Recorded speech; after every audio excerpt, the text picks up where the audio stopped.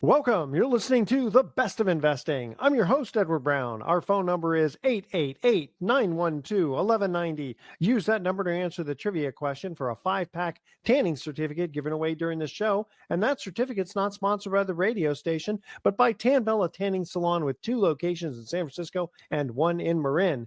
Today's trivia theme is baseball, since we just started baseball season a little bit ago. Today, we do have a special guest, Grant Reaves.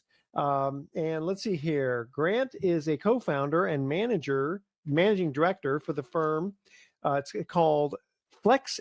Well, okay, hold on here. Name of the episode of this show is Flex Industrial. Learn what it is and why it is currently a great asset class for your portfolio.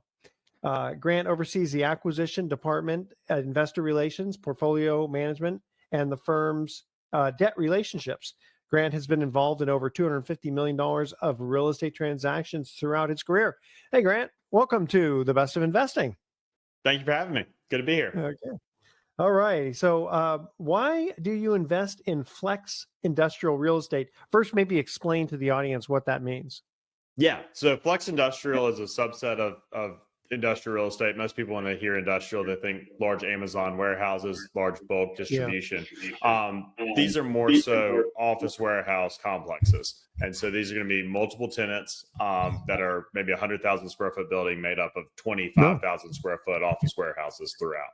Okay. So they're usually located in business parks and where various areas of markets. And tenant mix is going to be service-based people. So like general contractors, home builders, plumbers, electricians, those kind of businesses that need maybe 1,000 square feet of office and then 4,000 square feet of warehouse.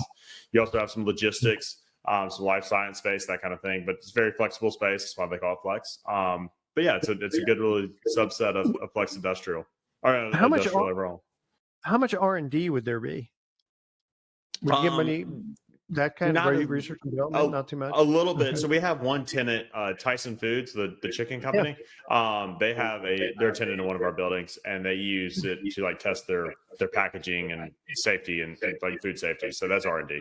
Gotcha. Okay. You know, it's interesting. Back in the 90s, I was involved with a building that was 500,000 square feet. It was a quarter mile long of building. I mean, literally, I drove the building. It was a quarter mile long, and it was really cool because an old cookie company was in there, and they moved out to Colorado, and they made this place look like broom swept clean. And they numbered all the various pillars, and the pillars were 20 feet apart. And we literally counted them, even though they were numbered. There were 120 of them. And you look at it and you go, building. Yeah, that's a quarter mile long a building, you know? It was amazing. One of those that's like a 750,000 square foot building that we were in the other day. And you're on one side of it and you can't even see the other side. It's wild. Yeah, you can't even see the other side, yeah. But it was great because the developer, what he ended up doing was subdividing it into a whole bunch of different spaces for various people. And it turned out to be a great deal. Yeah, and that's kind of what we do on a smaller scale. So most of our buildings are more 50,000 to 150,000 square feet, but we'll have anywhere from 20 to 30 tenants in there. And so some of the smaller tenants will be like 2,000, 2,500 square feet, and then like larger tenants will be 10,000 square feet. How much TI allowances do you have to have in something like that? Not a ton, because it is office. There is some office component, but it's pretty utilitarian. Like, it's not super nice Class A office. It's really just somebody that needs a couple offices, maybe a break room, conference room. Yeah. And so one thing that we've done a good job at is going in and do building out specs, and not really waiting for the tenants to come to us, just because it is a little bit more plug and play. So the TI allowances are less. I mean, you definitely want to do some paint, put some carpet in there, but that's about it. Sure. And are you in all states, or are there specific states that you are in? We focus on the Southeast, and so we're based in Alabama. So we're down in Mobile, Alabama, which is right on the coast.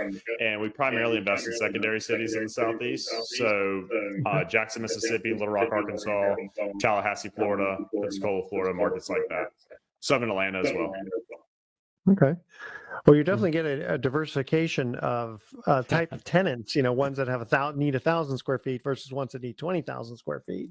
Certainly. And it's good to be able to have, you know, you have some mom and pop kind of users that are kind of good bread and butter. And then you do have some larger, more blue chip kind of, you know, like FedEx or CVS and that kind of thing. Gotcha. Tell you what, we're going to cut to our first commercial break. This is interesting because you're the first one I think we've had on who has like this kind of specialty. Okay, so here's our first trivia question. And again, as a reminder, Grant, if you know the answer, don't say anything until we get back. Talking baseball here. Who is the first National League player to win the National League MVP in his first season in the National League? All right. That's our trivia question. Call 888-912-1190. The first caller with the correct answer wins that tanning certificate.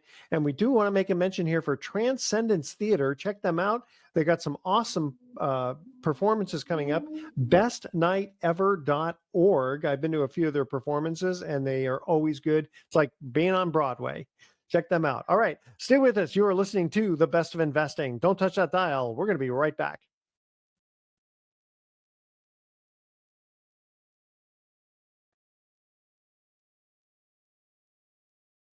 Welcome back to the Best of Investing. Edward Brown here, along with my special guest, Grant Reaves. And our first trivia question, talking baseball here. Who is the first National League player to win the National League MVP in his first season in the National League? Grant, I don't know if you're a baseball fan. We're in Alabama, so we're mainly college football fans. So I'm not going to be able to help with that one. Yeah. Well, the answer is Kirk Gibson, and that was 1988. If you remember, he went from the Tigers to the Dodgers, and that's when they beat the A's with that famous home run that he hit in the World Series. Okay, so Grant, what is the name of your company? I don't even have that here. Stoic Equity Partners. Stoic Equity Partners. Okay, there we go. Yeah. That's kind of a neat name. I like that. Okay, so what caused what has caused the current opportunity that you're capturing? Besides Amazon obviously needing big office space or big warehouse space. Yeah. It's primarily just a supply and demand metric that we're able to capitalize on. So over the past 20 to 30 years, primarily you've seen bulk industrial, like traditional industrial build, or more Class A office prior to 2020. And so the little of this kind of in between space hasn't really been built since the 80s or 90s, and really any real earnest. So you have older product, you have low rents, and with current construction prices, you can't build new product and be able to make the numbers work with where the rents currently sit. So we're going into growing markets. So you already have upward rent projections from that, and then on top of it, you have you're in a situation where you have no one coming in on top of you. So as demand continues to increase, supply stays the same. Obviously, that's going to grow rents over time. We do think that people will start to build this product eventually just to be able to meet the demand. But at that time, it'll be great because we're usually around $8 to $12 a square foot rental rates. New builds will have to be $15, $16 a square foot. So a rising tide raises all ships, right? So you're like San Francisco, where you quote in terms of annual rent, right? Mm-hmm. Yeah, exactly. Okay, that's so $8 is like 66 cents a square foot monthly. Wow, that's cheap. Cheap. That's really cheap. Do you know how much? Guess how much office space is in like Palo Alto? Which is in Silicon Valley. I think it's in the 70s or 80s a square a year. Is that right? A year? Actually, it's higher than that. On a yearly basis, it can go up to $120 a foot. Wow, per year. That's crazy. It's basically $10 a square. I'm just so used to it where I live that we talk in square foot per month. It's always hard to check every month. But 66 cents a foot is so cheap. That's crazy. That's just ridiculous. But you're not building; you're buying existing. We're buying existing for that reason. Yeah. And how are you buying so cheap? Is it just a distressed seller, or no? It's just that's what the cap rates come to. So average cap rates that we're buying at is a 7.5 to 8 cap. Currently maybe 8.5, depending on how much work needs to be done. And if in-place rents are $8 a foot, that's going to come to about $90 a square foot to buy it. It would cost $150, $160 to build it. So it's great. That's the interesting thing is that, even though, obviously Mobile, Alabama area is going to be cheaper than Silicon Valley, for the most part, carpet is going to cost about, you're not really in the carpet space, but carpets are the same, hammers and nails, construction costs that part's not that much different, is it? Exactly. No, it's not. And so that's the biggest thing is we always there are markets where you can build flex industrial, be able to make the numbers work. Like rents are high enough in California, Nevada, Arizona. There are places where you can do that. But in Jackson, Mississippi, That is not it, because at the end of the day, to your point, I mean, metal costs the same, nails cost the same, concrete costs the Exactly. same, or relatively the same. And And so yeah. can you get companies that, like as an example, a company now, obviously, Amazon's really big, so Amazon can theoretically build anywhere as long as they can Mhm. get to an airport or have, a hub for a Mhm. car, for their trucks.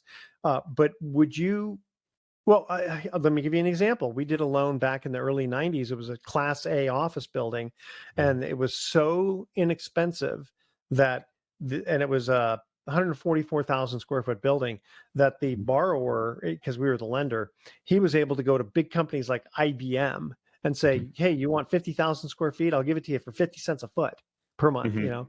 Yeah. And it was Class A office because Yeah. they could use a lot of that, regional area. Is that like that where you're at? Can they use that for Yeah, there flex, it or does it definitely have to be is. local? And so not so much on Flex Industrial, because Flex is a little bit more Yeah. like last mile logistics. So like FedEx will be in there doing Hmm. their last mile kind of stuff. But there Hmm. are a lot of industrial tailwinds in the Southeast just in general, based on that same thing that you're just talking about. Like for instance, just keep going back to Jackson, Mississippi, but in Jackson, Amazon AWS is building, I think it's 3 million square feet of warehouse there, for a data center. And Yeah. so, but that's their whole thing, is that it's good, cheap workforce, it's cheap Exactly. land, and it's cheap to construct, and taxes are low and that kind of thing. So we're Yeah. seeing a lot of car industry come into the Southeast. In Alabama, there's a lot of new car industry coming in. Toyota's Yeah. here, Hyundai, some other manufacturers. So yeah, there's a lot of that happening, because with logistics the way it is, the internet the way that it is, and more of a global world that we're in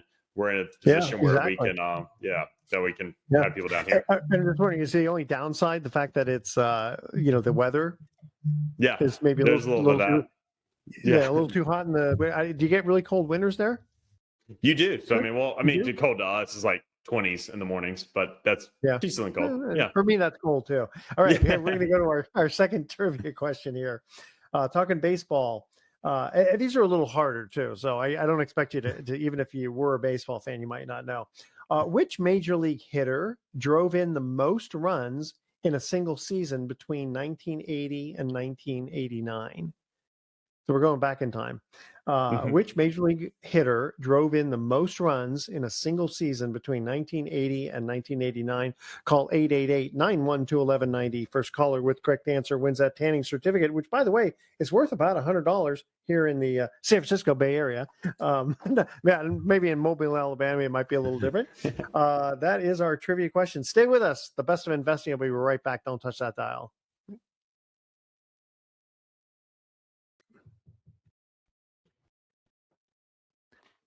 Welcome back to the best of investing one more time. I'm Edward Brown, your host, along with Grant Reaves. And second trivia question: which major league hitter drove in the most runs in a single season between 1980 and 1989? Any idea, Grant? None for me. I'll give you a hint. I don't know how much of a hint it is. He played for the Yankees. Okay, still not gonna help me Uh, very much there. that's okay. Don Mattingly. Yeah. Now, the next trivia question I ask, if you know a little bit about baseball, you probably get that. All Good. right. So let's see, Grant. We're talking about flex space here. Now, how do you manage the assets?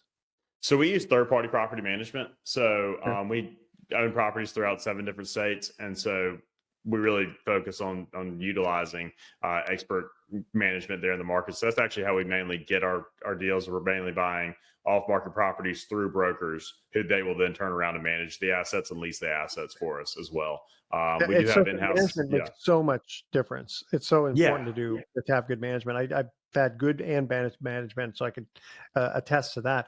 And yeah. do you raise money through funds, or Mhm. how do you buy? Okay. So we do deal by deal syndications, as well as we have Yeah. a fund. So depending on what people like, so we usually raise money from high net worth individuals up to institutions. So Good. on the individual side, down to $50,000 shares, and then we have a few investors that have quite a few $1 million with us. So anywhere in between. Okay, so and you're generally buying these at around a 7.5 cap rate?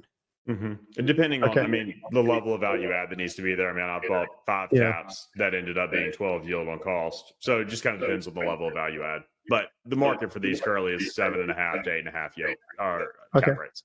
Cap rate. And are you buying them for all cash, or are you putting debt on there? We use debt. So primarily What regional percentage? bank debt. Usually Okay. 70% loan to cost. Okay. Loan to cost. Okay. Yeah, Well, because a loan lot to of them your have a cost. Okay. construction.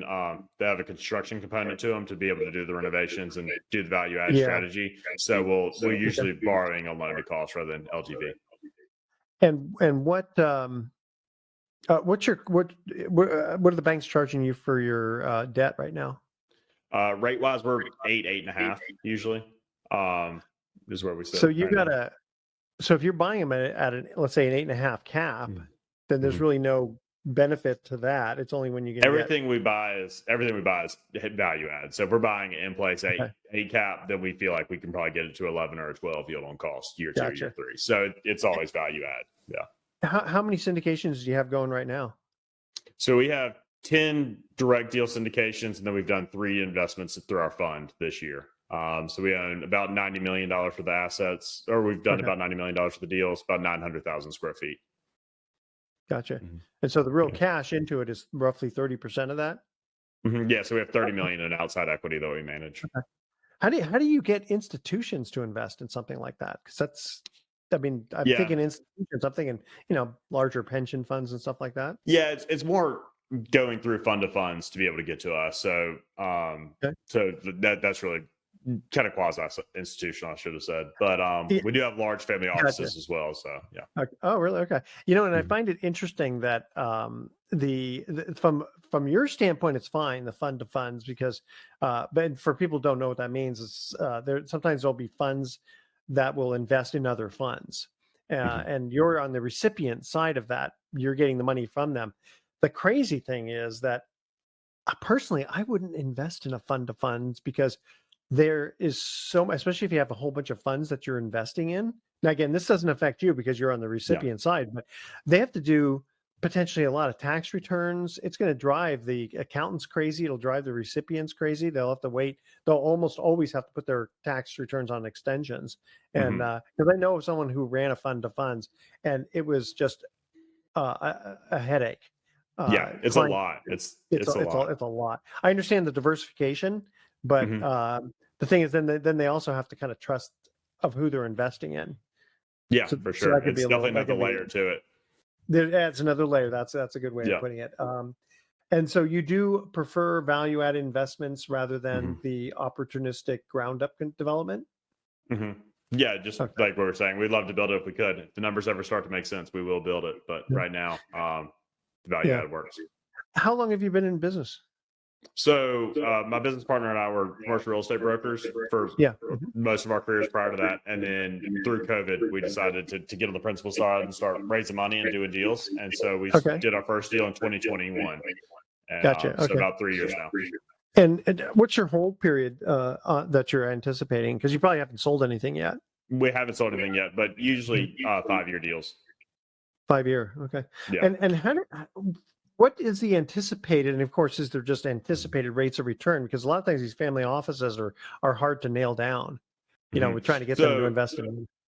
yeah, it is. And so fortunately we are able to usually have pretty good cash flow throughout our whole period. So we try to get to 6 to 8% cash on cash average throughout Okay. the whole period A- with the And because of the IRR of debt, 15 plus. yeah, and because of depreciation and all that, it's mostly going to be sheltered, if not 100% Yeah, sheltered, at least for a while. exactly. And we always do cost eggs and pass along as much depreciation as we can to be able to do that. And then Perfect. total IRR is going to be 15 plus. So 1.7, Okay. 1.8 times equity. There you go. There's the hook. Okay, we're going to Yeah. cut to our next commercial break here. Our trivia question on baseball. What is the only Major League Baseball team to never make it to the World Series? And they're a current team, so you don't have to go back to like the Louisville Colonels of the 1800s. What is the only Major League Baseball team to never make it to the World Series? Call 888-912-1190. First caller with correct answer wins that tanning certificate. Want to make a mention here also for an expo for notes called Diversified Mortgage Expo being held in Tennessee. I'm going to be there if you want to meet me. May 30th, 31st, and June 1st. So check them out, Diversified Mortgage Expo. All right, stay with us. You are listening to The Best of Investing. Don't touch that dial because we are going to be right back.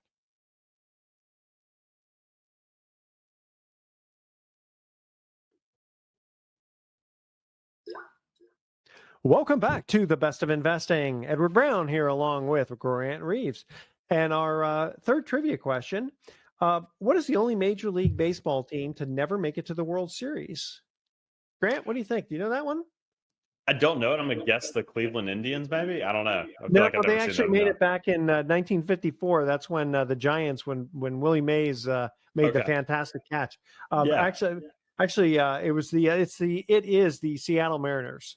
They've Okay. yet to make it. Even though it's funny because in modern history they've had the most wins, I think 114, and they didn't even make it to the playoffs, or they made it to the playoffs, but the Yankees beat them and then went on to the World Series.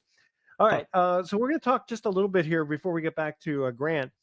So Scottsdale Mortgage Investments is a great way for people to get on what we call their trade desk, because what ends up happening is that they're buying discounted mortgages. So it's a way to get involved in real estate without owning the actual real estate. You can basically be the bank.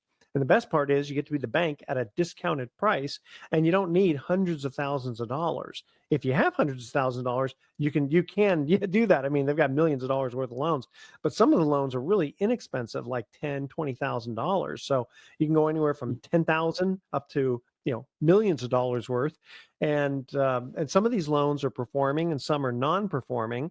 The ones that are non-performing have a huge benefit potential, because you can either work out a new deal with the borrower or foreclose and rent the place out or sell it for potentially a huge profit. So the best thing to do, audience, is to go to Scottsdale Mortgage Investments or mortgageinvesting.com and sign up on their trade desk. And then what will happen, you're not obligated for anything. They'll basically just show you their inventory, and they'll go through these different webinars where you can learn about what loans they have for sale. So and they're around the country. So they'll be in many, many states.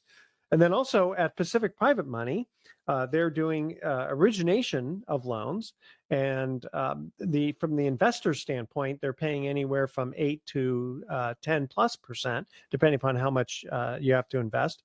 And you also get to be the bank there, because you're rather than owning the real estate, you're in the banking side, not at a discount, but they're originating the notes just like a regular bank. Very conservative. So far, no one's ever lost money, which is a good thing. Check them out at pacificprivatemoney.com. And I happen to manage the Southwest Fund, which is where we're buying discounted mortgages.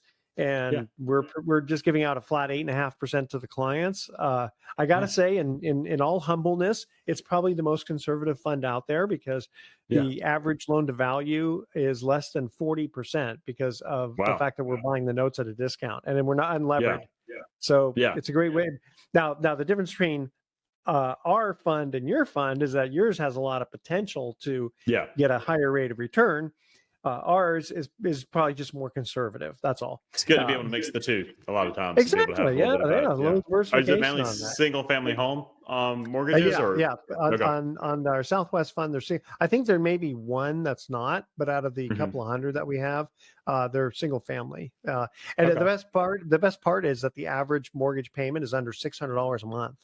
Oh, wow. So you look and you say, well, who can't afford $600 a month for their house? Exactly. And there's equity in there, so they want to protect it. Yeah, so that's a good point. That's why it's very rare that we have a foreclosure, and if we do, we actually make more money. But we try not to throw people out of their houses. We want them to pay. All right, let's move back to Grant here. Okay, so why do you prefer to invest in more secondary stabilized markets rather than quickly expanding markets? So in the Southeast, the quickly expanding markets are going to be Nashville, Tennessee, Charlotte, Orlando, South Florida. And those are great markets to invest in, obviously, and that's why most large firms do. But the investment structure is a little bit different there. A lot of your return is coming from your sale of the equity, and whatever your cap rate is going to be on the exit. And so you're going to be buying, instead of 7.5, 8.5 caps like we were talking about, you're buying 5s to 6s with the anticipation that someone else is going to pay a 5 or 6 or lower in a few years. And so most of your returns coming from the sale. Going in these kind of less sexy markets, to be honest with you, you can be able to get a little bit better yield coming in and be able to be cash flowing, year one, rather than having to just wait on the sale years later. So we like a little bit more stabilized. All right. We have another couple of minutes here. let's see here. Okay, so what is your current feel on the commercial real estate market, and where do you see the market headed in the coming years?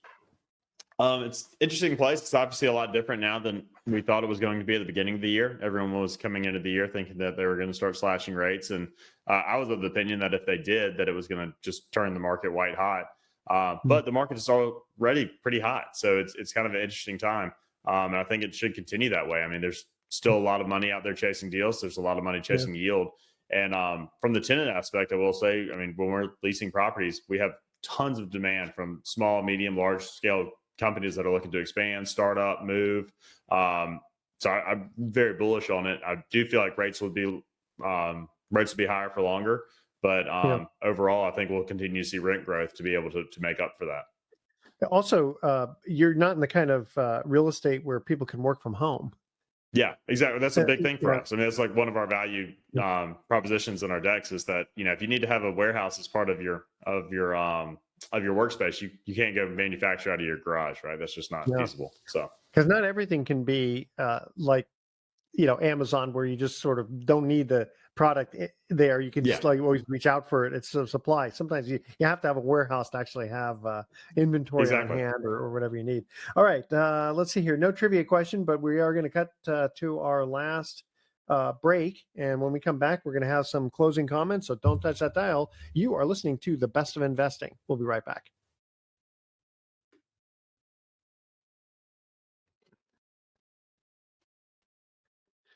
Welcome back to The Best of Investing. Last time for today, I'm Edward Brown, your host, along with my special guest, Grant Reaves, who's discussing flex space. Let's see. So you said, Grant, that you were a broker prior to like 2021, or 2020 with COVID and all that. So how did working in brokerage help you later as a real estate fund manager? So being able to see the deal flow that you see in brokerage really was able to help us a lot. And my business partner, as I mentioned, was also a commercial real estate broker. So if you're doing your own deals from day one, you know one structure and you probably know it pretty well. But by being a broker, you see dozens of deals, dozens of different ways to structure deals, dozens of different ways to do your equity, your debt, different strategies. And so it just gives you a lot more of a backlog of different examples of, hey, well, I saw this done one time, we could do it like this. That if you just started out just doing your own deals, you probably wouldn't have that experience. So it's been very beneficial for us. All right. And I'm assuming that you have like a 506 Reg D fund where you have to have accredited. So everything's accredited. Accredited. Okay. And if people who are listening in want to get a hold of you to check you out, how would they do that? So our website is stoicep.com. So STOICEP.com. My email is greaves, so GREAVES @stoicep.com. Also on LinkedIn, you can look me up there. Love to connect with you there. And but yeah, website's the easiest way. And if you just go to our team page, then all of our contact information is there as well. And why Stoic? So in real estate, it's obviously difficult at times. You don't want to become emotional. You need to keep your head down, power through the problems, and just kind of focus on the solution. So that's where we came from. Very good. Anything else you want to cover? We got about 2 minutes to go. No, I think it was great. I really appreciate you having me on today, and I've really enjoyed the conversation. Yeah, no, it's great. It's interesting. In the old days, I was very much just California only because I live here and knew I don't know everything about all of California, but a fair amount. Because all the other states seemed like I don't know what's going on, But interestingly enough, it's almost turned the opposite. Now, not to get too political, but we don't have a very business-friendly area here in California with taxes and all that stuff. And this I think last time was the first time that in 2022 that we lost a Senate seat, or I'm sorry, a House of Representatives seat. Yeah, a House seat because of population. So places like Florida and I believe Texas and Tennessee are more on the upswing.